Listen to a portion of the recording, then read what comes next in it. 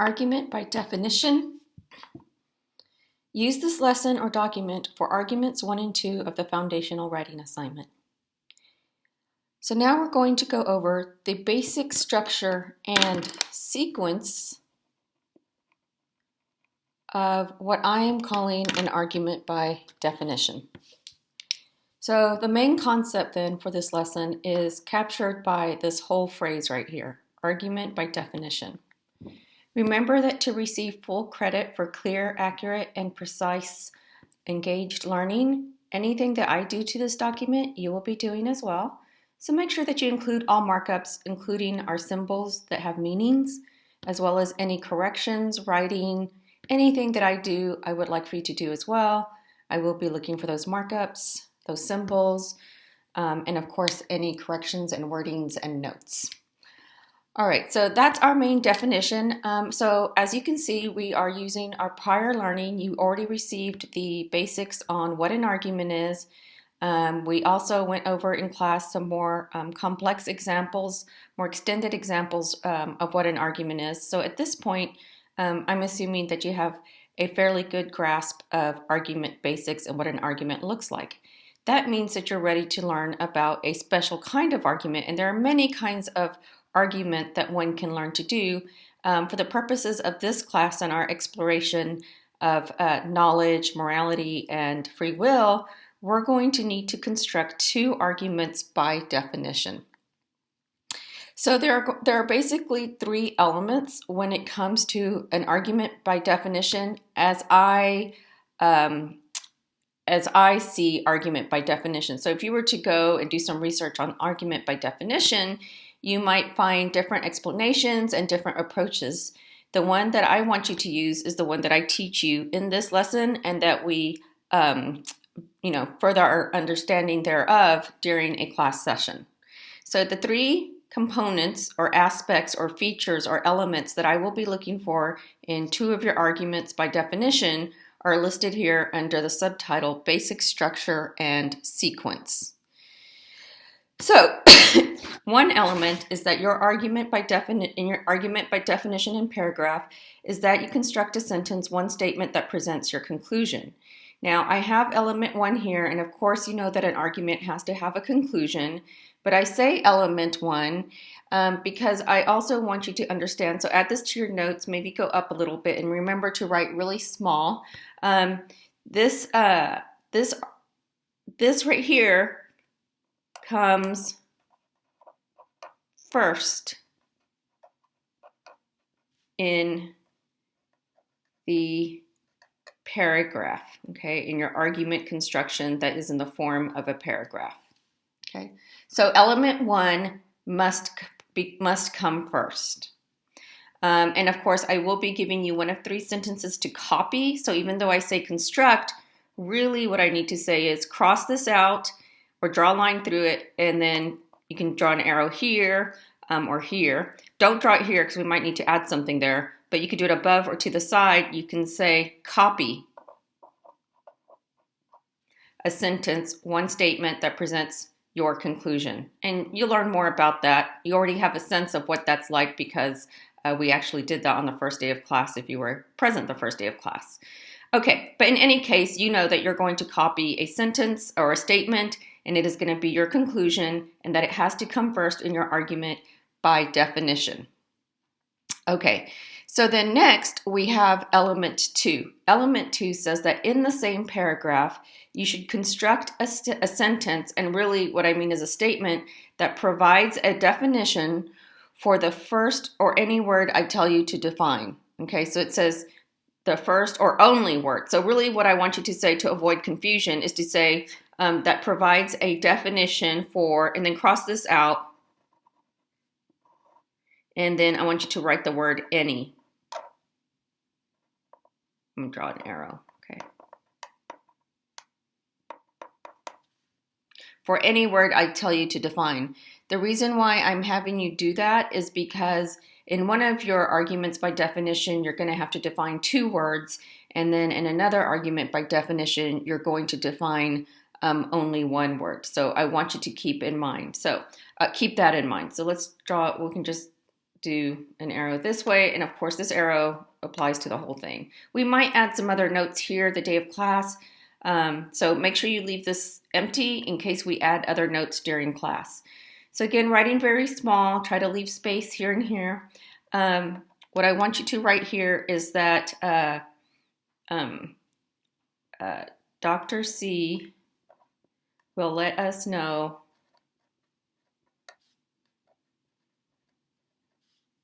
which or how many, which, that should say which, or how, and or how many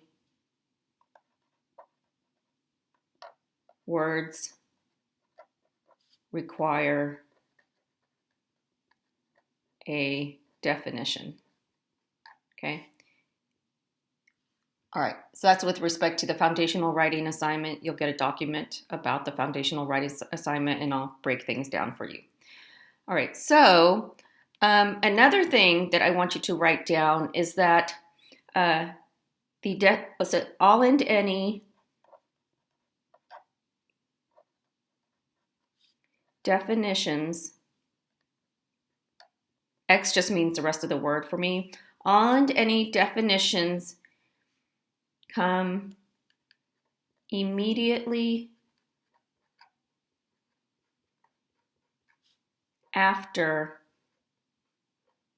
that's after right there. So all and any definitions come immediately after the conclusion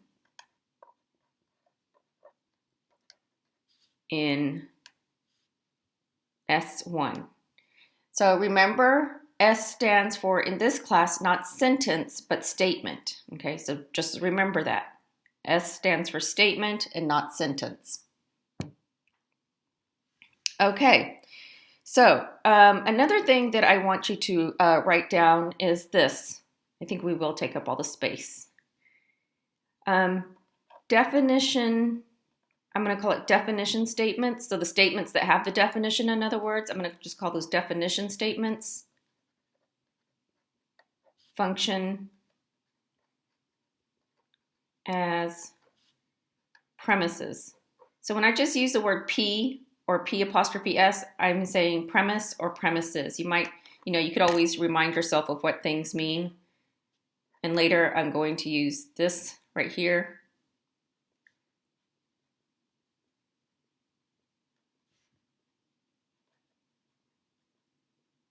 So right here, you can write statement, premise. Here, what this means is conclusion, indicator, and then this is premise, indicator. Rewrite this because even though I might have had you write this elsewhere, you might forget what those words, what those letters mean, what those abbreviations mean, and so this will be a nice way to remember what those things mean. All right, so moving on to, okay, so let me see if I want to say anything else about this.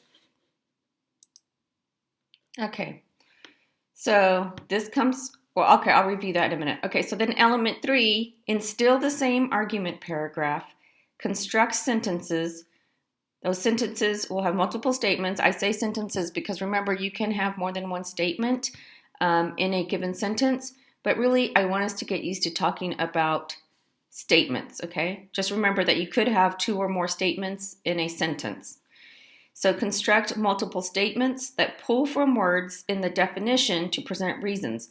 So this is so important here. You're going to pull words, okay? Pull from words in what? The definition.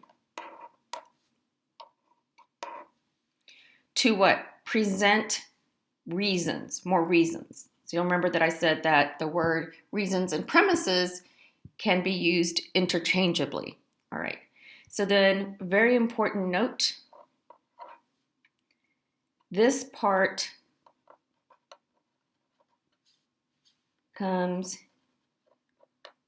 after the definition premise statements.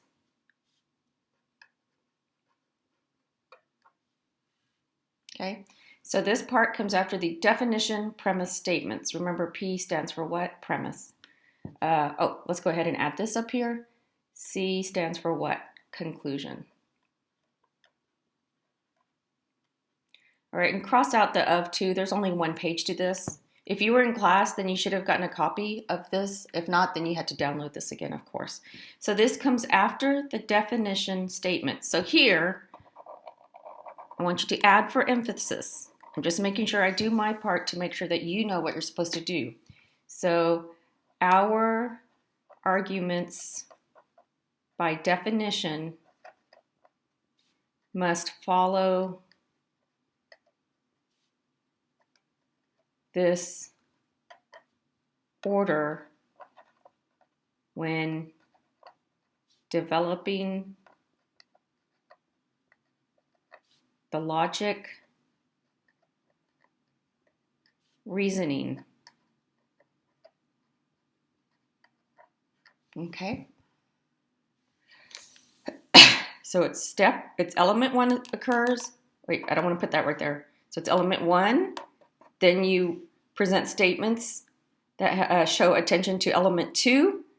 And then you present statements in terms of element three. Here, arrows mean sequence. That's a sequence, Q-U-E-N-C-E, sequence. Another way to think of that is as order. So that's sequence order. So here the arrow does not mean in support of, okay? Because actually these two are in support of this. These elements are functioning as premises in support of that. Here I'm using the arrow, a downward arrow, as a symbol to say here's the sequence. You present element one, then you present element two immediately after element one and element three. So an important point of emphasis is you cannot rearrange the order. Okay, so it has to occur in this way. And what this is going to do, it's really going to facilitate our discussions and our sharing and understanding of each other's arguments, because they're all going to be laid out in making exactly the same moves. So long as you follow the instructions to the T, so long as you constantly refer to and use these instructions along with the topic instructions that I give you in the foundational writing assignment document, you are almost guaranteed to get at least a 70 on this assignment. All right, so now let's go to the second half of the page to wrap up this lesson. So here you can see that I have an example of an argument by definition. So we're going to analyze it, and we're going to write some notes out here to the left.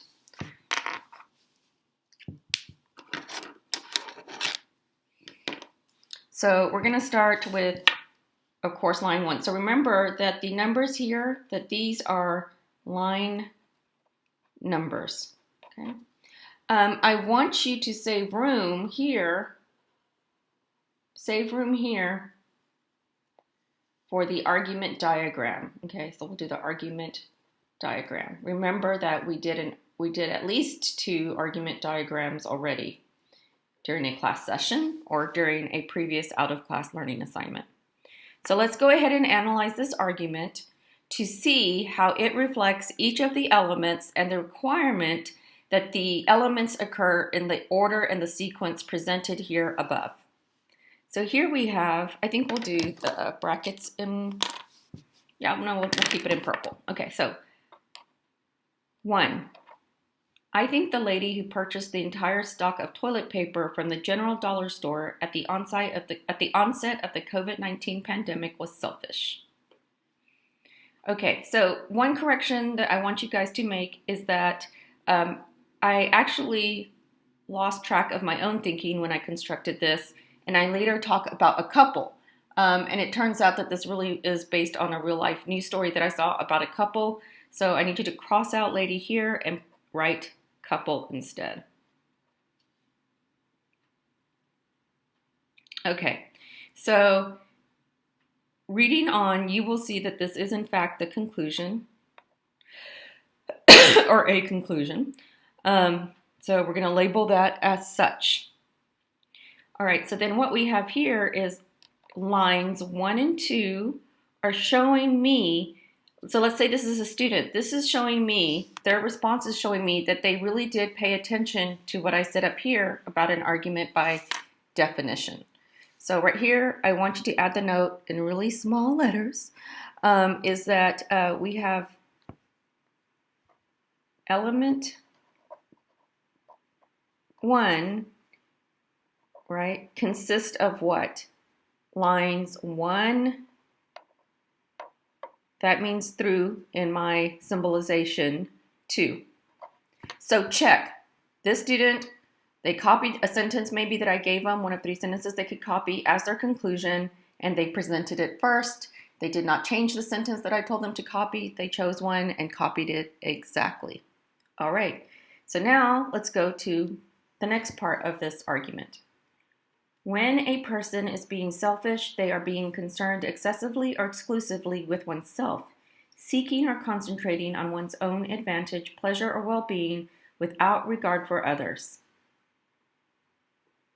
So that, of course, is statement 2. All right, so now you can see that they have a definition that they pulled from a dictionary. So this is a definition statement that comes after the conclusion, and it is going to be used. The definition itself is being used as a premise in support of the conclusion. Why would they want to do that? Why might giving a definition help you construct a good argument? Well, look at the word here. Look at this word here, selfish, right? Do you see that word? Okay, let's call attention to it. Mark it up. It's a good idea often that when you are trying to defend a conclusion or convince somebody that a conclusion is true or that a belief is plausible, that you define how you're using some of the words in your conclusion. So here, the main claim is that somebody is selfish for doing a particular thing in a particular context. Well, people do disagree about what the word selfish means. But even if we didn't disagree, sometimes it's a very good idea to clarify how we're using a term. So as part of our support for a fundamental and powerful concept in our conclusion, we want to define the term. That definition itself then serving as a premise in support of our conclusion insofar as we're giving reasons or we're giving a definition in terms of how we're using that word. So then here in statements 2 through 5, so circle these. Here we have reflected element 2. My T's kind of look like pluses, so just make sure that those are actually T's, not pluses. Okay, so element 2 says what? In the same argument paragraph, check, construct a sentence, one statement that provides a definition for any word I tell you to define. Okay, so I can see that this could be confusing right here. So I am not saying one sentence or one statement for all definitions. So let's add that clarity back up here. Each definition gets its own statement. Okay. I'm not saying that you have to provide all definitions in one statement, and honestly, you couldn't do that. The syntax would not be good when you're introducing a quoted definition. And you will have to quote your definitions, and I'll go over that in class. Okay, nevertheless, element 2 is here. They were told only to define one word. So when we look in a minute, you'll see that when we continue to work through the argument, there is only one definition statement. So element 2 does provide a statement with a definition. Okay, so then we're going to have lines 2 through 5, right? Element 2, and they're following the order. So check. All right, now they've got the definition, but the reasoning isn't done. So what they need to do now is they need to explain, right? They need to tie this definition to the other part of this conclusion, that a couple purchased all the toilet paper from a store, right, during the onset of the COVID-19 pandemic.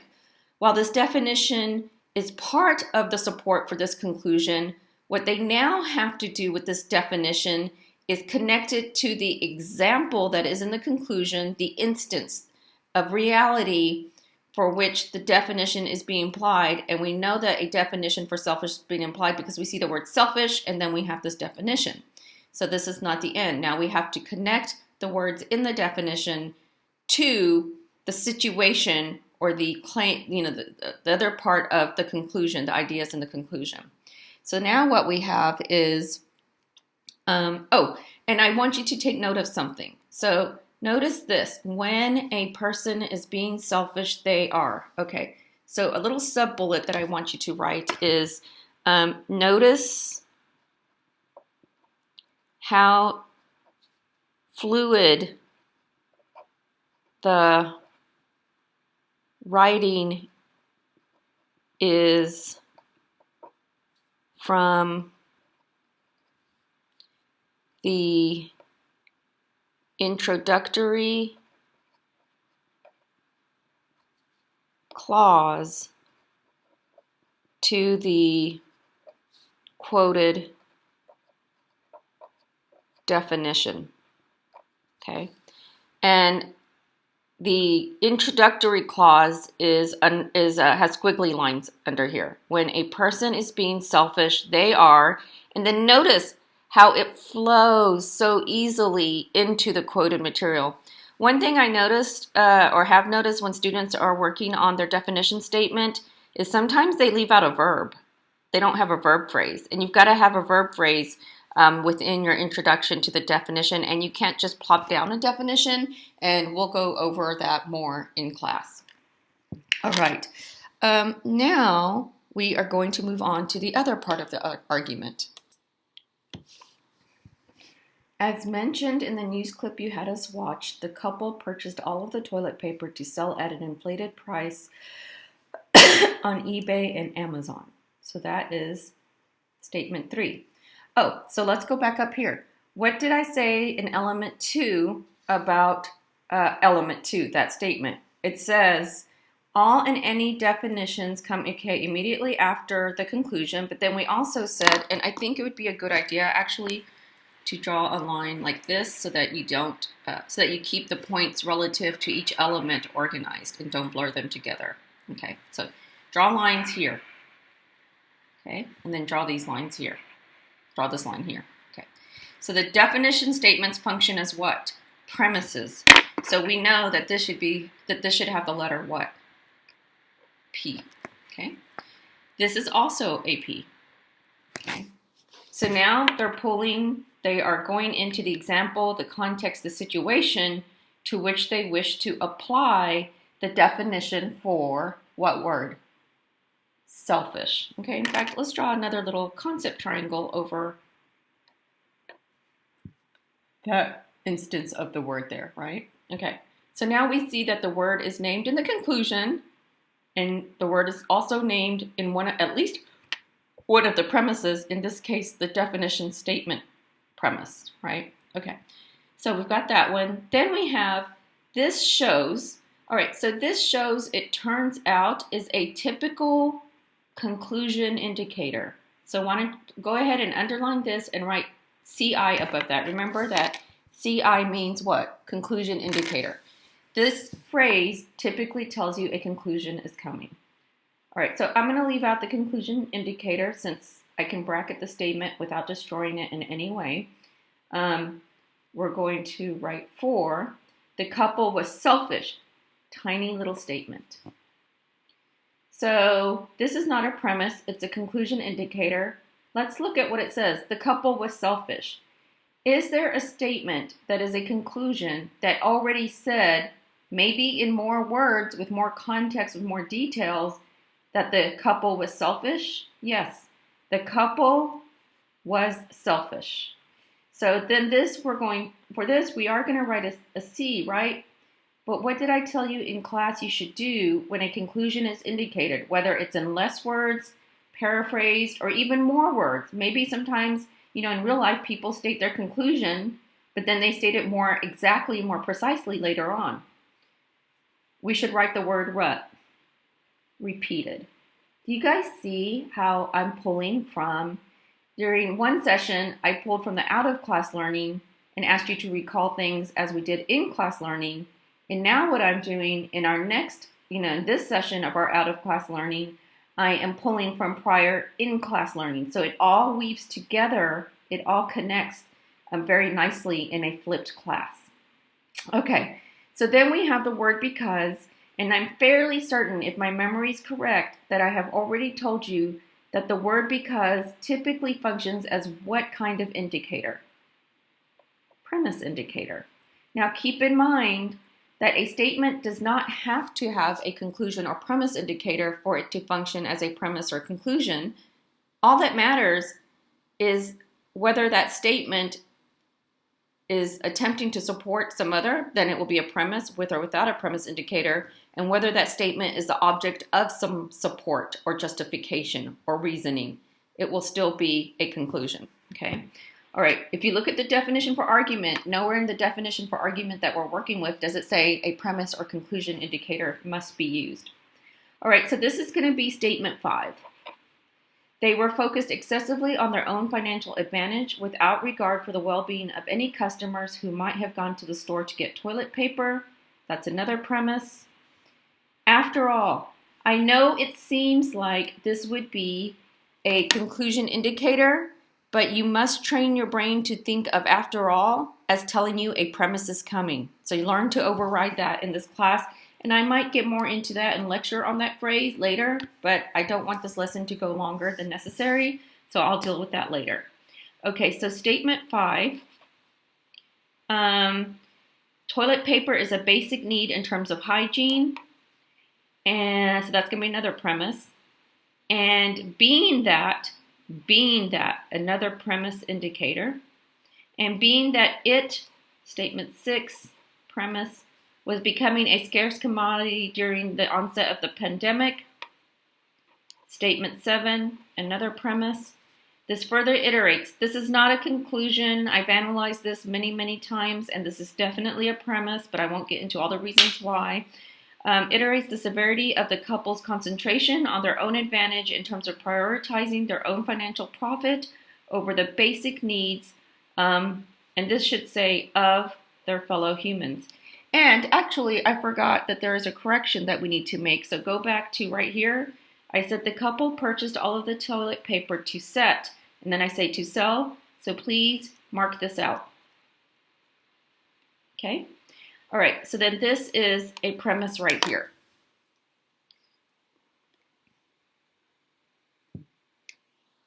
So I have all of my statements marked.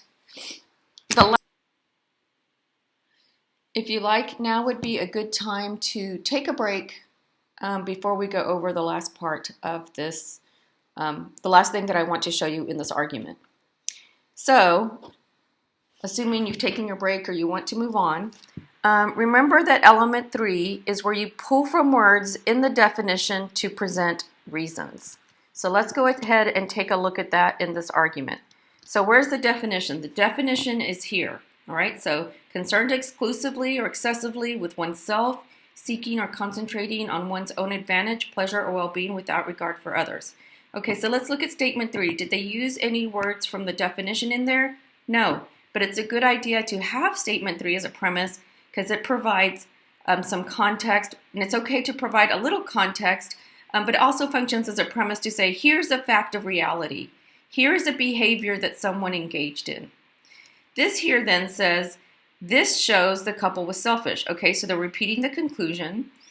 So they're saying this example, what? Reflects what I stated, reflects selfishness. Then this is where they start to pull in from the definition. Okay, so they say they were focused.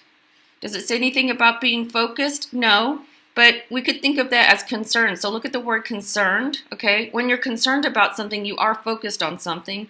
So that might be a borderline usage of the word. So when you do your argument by definitions, I am going to add that you should bold words that are synonyms for words in your definition. So since I can't bold, I'm just going to put a square around it. But when, and I'll go over this in class in the foundational writing assignment, you would bold any words that name synonyms for any words in your definition. Now, they do use the word excessively. So when you do this kind of argument, I'll have you put quotation marks around words that you directly pull from the definition and bold them. So they were focused excessively on their own financial advantage. So notice here, it says what? Oneself, and then here it says one's own advantage. So they say their own, so we're going to put that in quotation marks and underline it because that's from the definition. And then we're going to put advantage. Okay, so remember, since I can't bold, I'm just putting squares around the words that should be bolded. So what this is doing is, as you can see, this is a great visual. You can see that they are embedding words from the definition into the example, the behavior that they have identified. Very important. An argument by definition does not have to be about somebody's character. This one is. It's about the character of a couple and them being selfish. Also important. An argument by definition does not have to focus on behavior. And so you're going to see that. The arguments by definition that you do are going to have nothing to do with a person's character and nothing to do with behavior generally speaking. Well, a little bit, but not as directly as this with respect to behavior. So then this says, without regard for the well-being of any customers who might have got. So without regard for well-being. So what does this say? Concerned exclusively, so excessively or exclusively with oneself, seeking or concentrating on one's own advantage without, or pleasure or well-being. So it does have well-being, but without regard for others. So notice here it says without regard, right, for the well-being of any customers who might have gone to the store to get toilet paper. So notice that nowhere in the definition do they connect directly advantage to the words without regard, right? So they say advantage and then without regard over here. So that's why we have separate quotation marks. But they do have these two words together in the definition. And then this one says without regard for others. Here it's well-being without regard for others. So we have separate quotation marks around here because the ordering of the words from the definition is being embedded in a different sequence from what the sequence in which the words were given in the definition. And here, the others, of course, are what? The customers. So do you see how they're applying it directly, explicitly, pulling words from the definition into the example, the behavior that is the focus of them, focus of their conclusion and the definition that they're applying for the main concept in their definition, which is selfish. Okay, so continuing on. After all, toilet paper is a basic need in terms of hygiene. So I think that's getting at, with what? Well-being. That's what that is getting at. Because, of course, hygiene is important to well-being.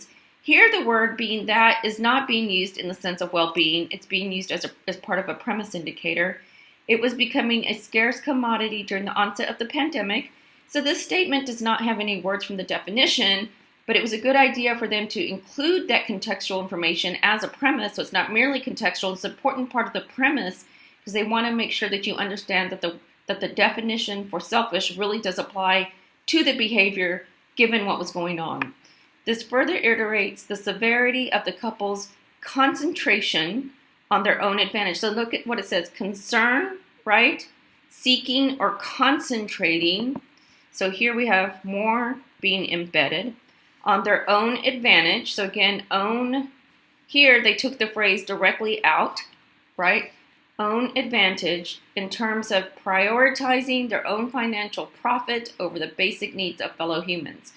So do they have any other words? Prioritizing, was that in there? No, but you can see how using the word prioritizing helps them to pull their definition together with the facts of the situation to form their conclusion, but we wouldn't bold, hence draw, I shouldn't underline, square, put a square around that. You can see how this does help to make the point with the definition because they're exclusively or excessively focused on their own well-being, on their own advantage. And then, of course, here we have own,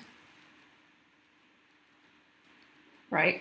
Financial profit. So you can think of profit as their advantage, right? Their well-being over the basic needs. So again, you can think of that as well-being, advantage of their fellow human beings. and that is that what? Of others. So what I want you to see is how much of the wording from the definition has been explicitly weaved into, pulled into the other statements that are functioning as premises. Remember, this is an argument. You're trying to convince, persuade, compel the reader to accept that what you have as your very first statement is true, or you're trying to say that a certain claim is false, but then you want to say it's true that this idea is false, or at least believable, compelling, plausible. So it's not enough just to pull one or two words from the definition. You want to pull as many words from the definition as you can. All right, so let's wrap this up. So we've got statements 5 through 14 right here. These are reflecting element 3, right? These other statements, these other premises in the paragraph have pulled from words in the definition to present, and we're going to add here actually more reasons, right? Because the definition is a reason to believe the conclusion. Statement 3 consists of which lines? You should write L, what? 5 through L 14.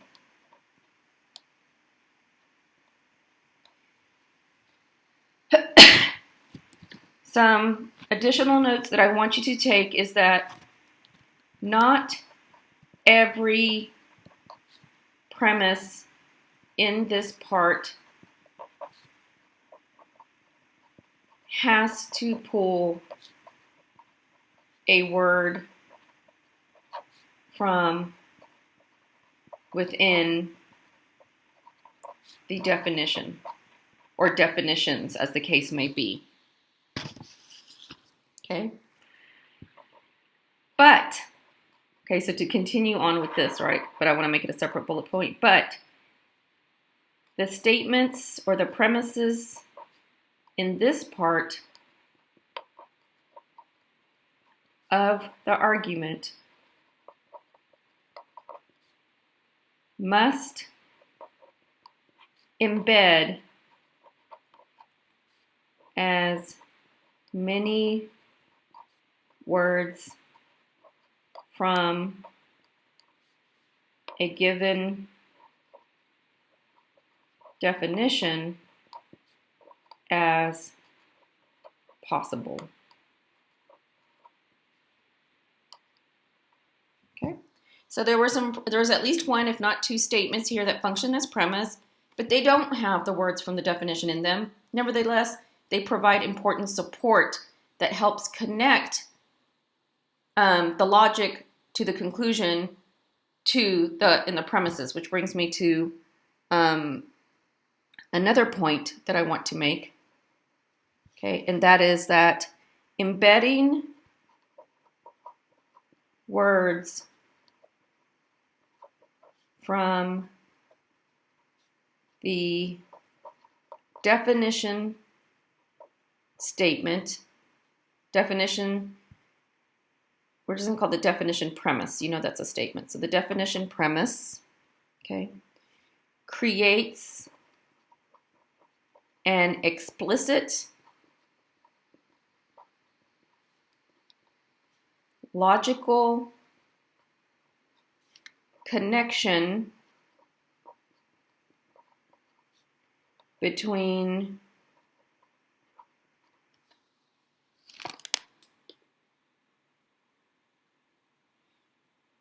so embedding words from the definition premise creates an explicit logical connection between the definition statement itself and the conclusion. All right, so what I'm going to encourage you to do is on a sheet of notebook paper, try to do the argument diagram for this based on what you know. Just take a stab at it. It's okay if you make a mistake. It's okay. You have limited knowledge and experience with arguments by diagram. Go ahead and try it and then learn from your mistake. Think of this as a fun opportunity, a low-stakes opportunity to try something new. Think of this as fun. If you get it wrong, well, then woohoo, you learned something. So be okay with that. And then, one more thing that I want you to write is must, and we'll talk more about this in class, must cite source for quoted definitions, okay? And I'll talk more about that later.